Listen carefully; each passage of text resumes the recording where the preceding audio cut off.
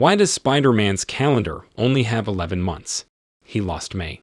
Today, I'm going to recap a 2019 crime thriller film called Fractured. Upon returning from a Thanksgiving celebration at Joanne's parents, Ray, his wife Joanne, and their daughter Peri are driving home, but the atmosphere is tense. Ray and Joanne are in the midst of yet another disagreement. Lately, their marriage has been plagued by such disputes.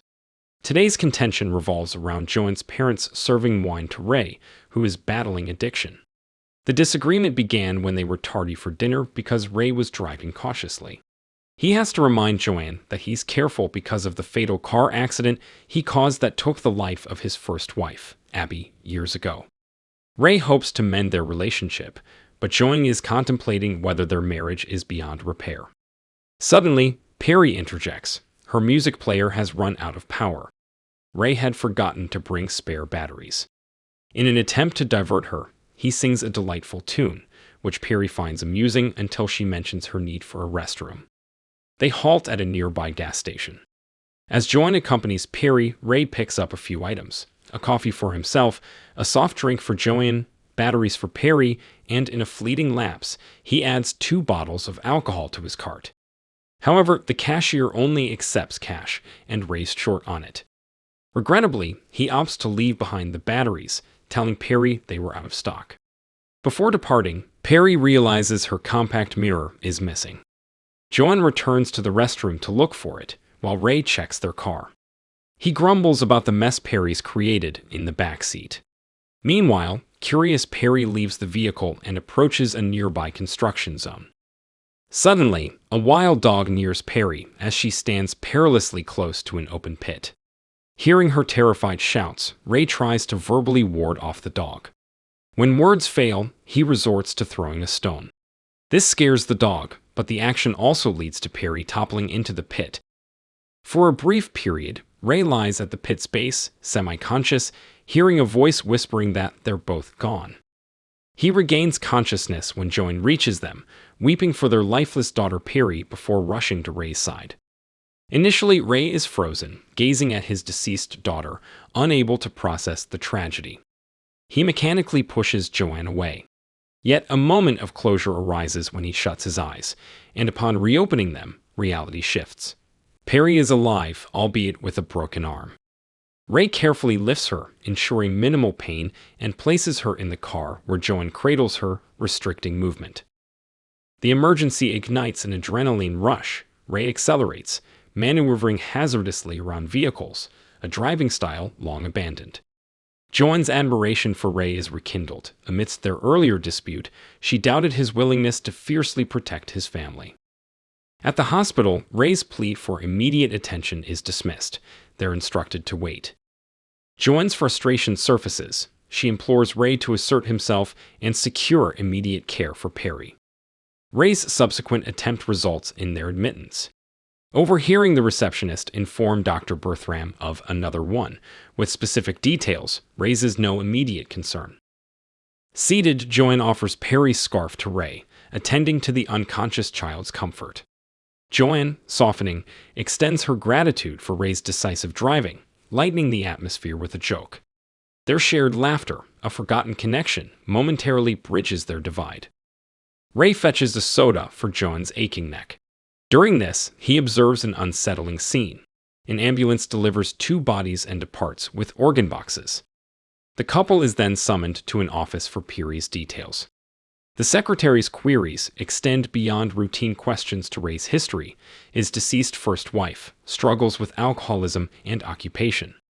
An insistence on listing Peri for organ donation is firmly declined. Discovering the hospital's non-acceptance of Ray's insurance prompts his assurance of cash payment post an ATM visit.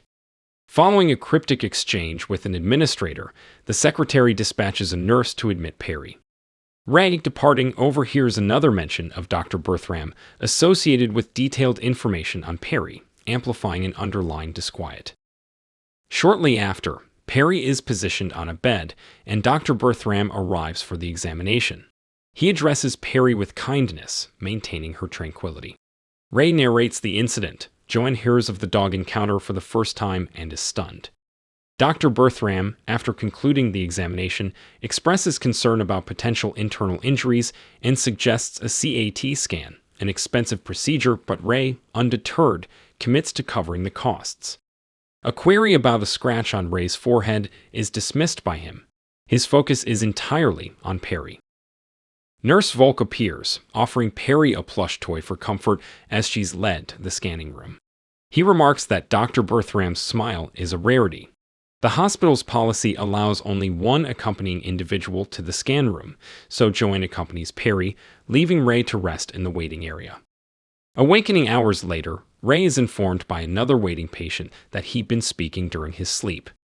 After inspecting his forehead scratch, his concern for Peri escalates. A new face at the reception and Dr. Berthram's absence exacerbates his anxiety. The current receptionist, unfamiliar with Peri's case, urges patience as she attempts to gather information. Anxiety is heightened when an attempt at casual conversation by a fellow waiting woman spirals Rabe back to the reception, demanding updates. The absence of Peri's records and his declaration of cash payment, a prohibited practice, amplifies the tension. A bleeding scratch and mounting anxiety sees Rabe's patience dissipate. Outside, he notices individuals disposing of hazardous waste bags, adding to his unease. The receptionist's revelation that no children have been recorded in the lower levels in the past day incites Rabe's fury. Ignoring the receptionist's pleas, he storms to Peri's earlier bed, finding it occupied by another child. The ensuing commotion draws Nurse Volk, Guard Jeff, and Dr. Lucado. Amidst Rabe's frantic state, they strive to pacify him. Dr. Lucado, attentive to Rabe's account, peruses the day's records, yet finds no trace of Peri, intensifying the enigmatic and distressing circumstances. Rabe's growing frustration intensifies when he recognizes a familiar face among the staff, the nurse who escorted Peri to her room. Upon being questioned, she recalls tending to Rabe's forehead injury, but denies seeing anyone accompanying him. Enraged, Rabe confronts the nurse, accusing her of deceit. To control the situation, Jeff and another staff member administer a sedative, moving him away from the vicinity. Isolated in a separate room, Rabe feigns composure. Once left unattended, he searches for a means to counteract the sedative. Discovering adrenaline, he injects himself, rejuvenating his senses. He then shatters a door window to flee, maneuvering through hospital corridors despite his throbbing head. He soon spots Volk, oddly now dressed as a doctor. Before he can confront him, Jeff intervenes, initiating a chase throughout the hospital, which extends outside.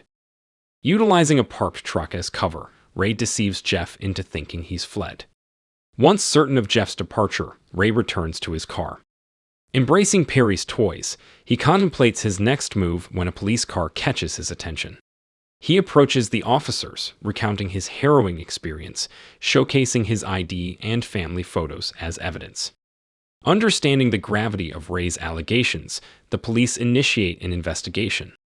They encounter Jeff, who maintains he acted in the hospital's best interest. The officers, alongside Dr. Lucado, decide to call Dr. Berthram to clarify the situation.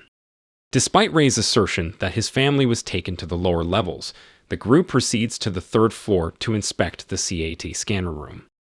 The system logs contradict Rabe's account, showing no scan was conducted during the specified time. Yet Rabe remains convinced of foul play. While waiting for Dr. Berthram's arrival, the search for old admission records reveals Rabe's name, further supporting the claim he arrived solo. Upon Dr. Berthram's entry, he recounts an earlier interaction. Rabe came in reporting a car accident. He was then assessed by Volk, who, observing Rabe's erratic actions, sought Berthram's expertise. While Berthram suggested a head scan, Rabe declined, asserting he wanted to reunite with his wife Abby, who he claimed awaited him outside. When Rabe clarifies that Abby has been deceased and accuses Berthram of extracting information from the intake form, the officers grow increasingly wary. Jeff suggests referencing the security footage as definitive evidence. To Rabe's dismay, the video portrays him arriving alone. He insists his wife is merely obstructed by the camera's angle. He also notes anomalies in the footage, attributed by Jeff to the aged surveillance system. The ER, due to privacy concerns, lacks camera coverage. Lacking substantial evidence or a search warrant, the police are hesitant to act further. In a bid to substantiate his claims, Rabe recalls the gas station clerk as a potential witness. The police agree to contact the station to interrogate the clerk. Amidst this, Dr. Berthram presents a new piece of evidence: Peri's blood-stained yellow scarf. Rabe recognizes the blood as his own from the forehead injury. Still, this fails to confirm Peri's presence, as Rabe could have brought it himself. As Berthram suggests potential memory distortion due to Rabe's head injury, Rabe's distress escalates, vehemently asserting his honesty. Their discussion is interrupted by Lucado, introducing Dr. Jacobs, a psychiatrist, claiming she's there to assist. In a private consultation, Dr. Jacobs presents a newly discovered file, not of Peri's, but Rabe's. Her probing questions about Joanne, Peri, and the tragic car accident intensify Rabe's agitation. He adamantly states his sobriety since Abby's accident. Jacobs theorizes that the accident site near the gas station may yield clues about Joanne and Peri's whereabouts. Acting on this, the police summoned the K-9 unit to the scene. With the gas station now closed and the clerk yet to be located, the investigation faces challenges. At the accident site, the dogs discover Peri's compact mirror alongside a significant amount of blood, too much to have come from a mere injury.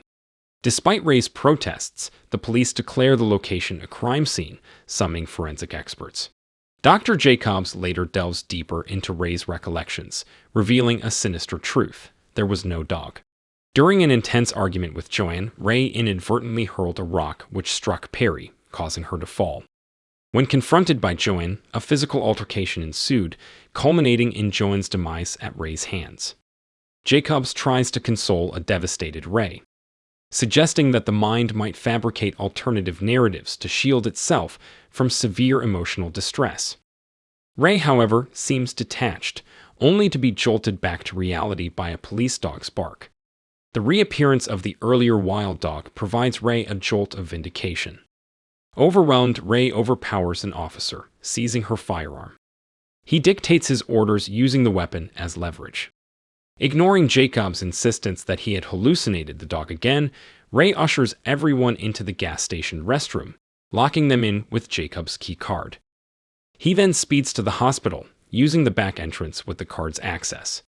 As he navigates the hallways, avoiding any familiar staff, he inadvertently pauses by the maternity ward. The sight of infants evokes memories of Abby's death during her pregnancy, shedding light on Rabe's recurrent nightmare of "they're both gone." Disguising himself with a pilfered doctor's coat, Rabe gains undetected elevator access. Jeff's unexpected appearance in the elevator provides Rabe with the necessary keys for the basement. A confrontation ensues, culminating in Jeff's death and Rabe gaining entry to the restricted floor. Downstairs, Rabe discovers the toy Volk had given to Peri in a trash bin and sees medical professionals transporting boxes of human organs. Upon investigating the rooms, he stumbles upon bodies prepped for organ harvesting. Connecting the dots with previous observations, Rabe discerns an illicit organ trafficking operation, with his family being potential victims. Racing down a corridor, he locates Peri, who is on the brink of surgery, with Lucado as the surgeon. Brandishing his gun, Rabe demands everyone to back off. He finds Peri unconscious but unharmed and Joanne sedated in a nearby wheelchair. As he attempts to escape with his family, the medical staff intervene. In desperation, Rabe fires at a gas canister, igniting an explosion and subsequent fire. Despite his disorientation, Rabe manages to gather his family and make a hasty exit. As he flees, he fiercely defends his family against any threats, including shooting Volk. After a rapid elevator ascent, Rabe, Joanne, and Peri flee just before police reinforcements converge on the scene. As Rabe drives away, serenading his family, the narrative finally unveils the true sequence of events. Jacobs' assessment was accurate. Rabe had indeed ended the lives of his family and subsequently experienced hallucinations of taking them to the hospital. The basement he ventured into was simply the morgue. The bodies Rabe came across were ordinary, but his disturbed mind perceived them as empty shells. When Rabe confronted Lucado, the doctor was performing a routine autopsy on an unrelated individual, yet Rabe's distorted cognition envisioned it as Peri. Unbeknownst to him, in the backseat of his car, he transported a stranger, while the actual bodies of Joanne and Peri remained concealed in the trunk. If you enjoyed this video, don't be shy to hit the like button, and if you disliked it, hit the dislike button twice, just to be sure. It would be best if you watched the whole movie. Thank you very much for watching. Please subscribe for more videos like this.